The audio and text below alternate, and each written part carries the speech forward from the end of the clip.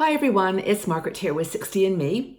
Greetings and welcome to a new day. I hope all is well in your world. Isn't it a funny time? It's such a challenging time. There's just so much an abundance of information and I don't know, just energy. People are doing some amazing things in this world. I mean, I'm looking at the creativity, the innovation that's around me.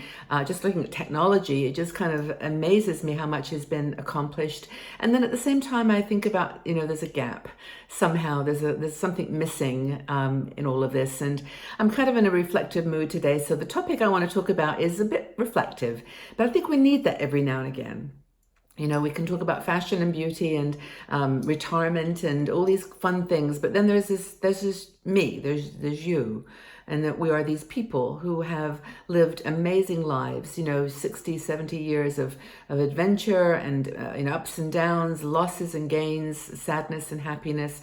And we have somehow survived all of that. And we've got so much to process. And I think that's particularly this time of my life. I've just moved into a new place. I think I've mentioned this to you before, but I lived in a one-bedroom place for about, really 10 years, but the last 5 in a studio, one room, and worked, basically from my bed to my desk, and that was my world. And now I'm house sitting in a larger house, and it's just amazing. It's so incredibly beautiful, but it's really different. And so I think that was given me a chance to sort of prioritize or think about what's really, really important to me. Now, before I start though, I do want to say that this show today is being sponsored by International Living. Now, International Living is a company, as you know, who deal with giving people advice and thoughts about retiring overseas.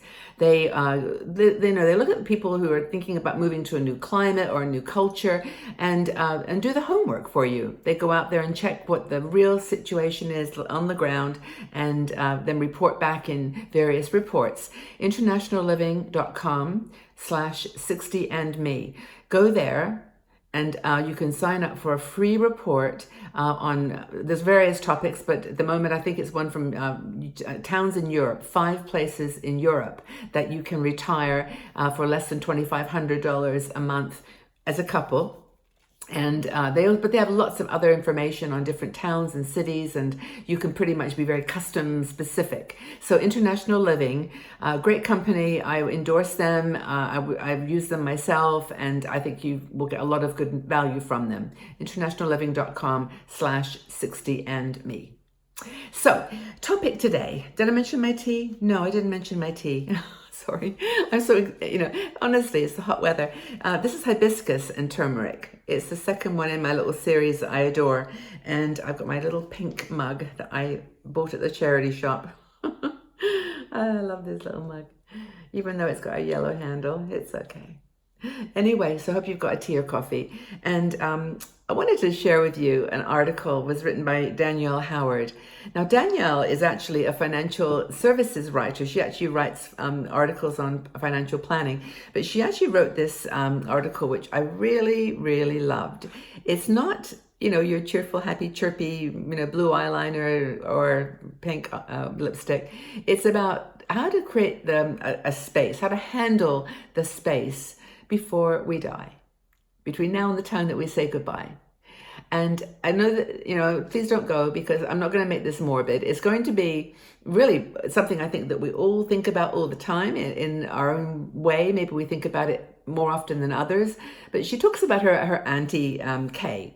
And she says Auntie Kay was a real character. She learned all that she needed to know about planning for her death and planning for her funeral and all the different celebration of her life. And she says that Auntie Kay taught Danielle how to live life to her fullest. 80th birthday, the classic, she jumped out of an airplane. You won't see me doing that. But she set an example, really, more than anything, for how to prepare for death and how to make it something that everybody could participate in and get a lot out of. For me recently, I've just had a lot of thoughts about this. When you move, I think when you pack stuff up and it feels like you're going somewhere, and I am going to a new place, but at the same time, I'm going towards the time when I won't be here. And having that conversation, even saying those words with my son and my family, just it's beginning to feel more natural because they don't freak out when I say it. They get it. I mean, I'm not going to live to be 200, right? I mean, this is it. We get one beautiful chance on this planet, and we can spend it in any way that we want, happy or sad, miserable or joyful. And so Auntie Kay taught Danielle how to deal with this and how to raise the conversation, how to talk about it in a way that makes you feel like you want to smile.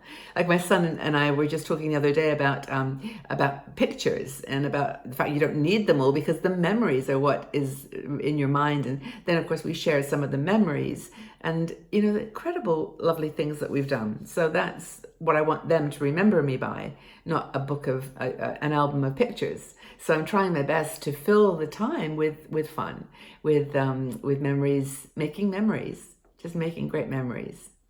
So Auntie Kay, she taught them how to tell stories, how to collect fun, gifts, how to, she even says, she even told me what clothes she wanted to be buried in. She said, I'm sorry, but that was a bit weird.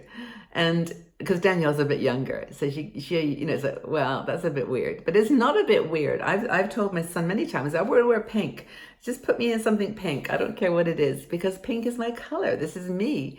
And I don't want to be wearing black or some navy blue or yellow. No. I don't like certain colors. But anyway, just have a conversation.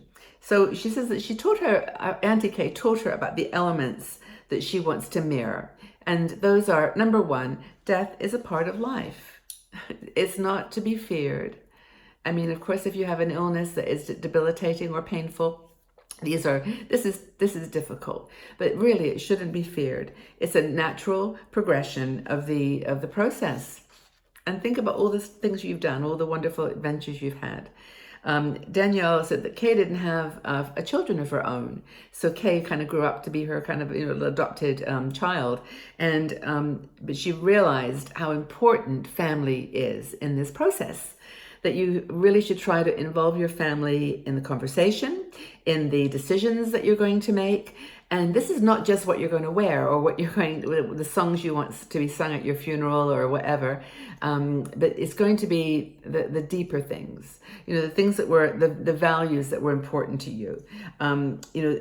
She said that she was always like really kind and hardworking and loving, and those were some of the values that she learned.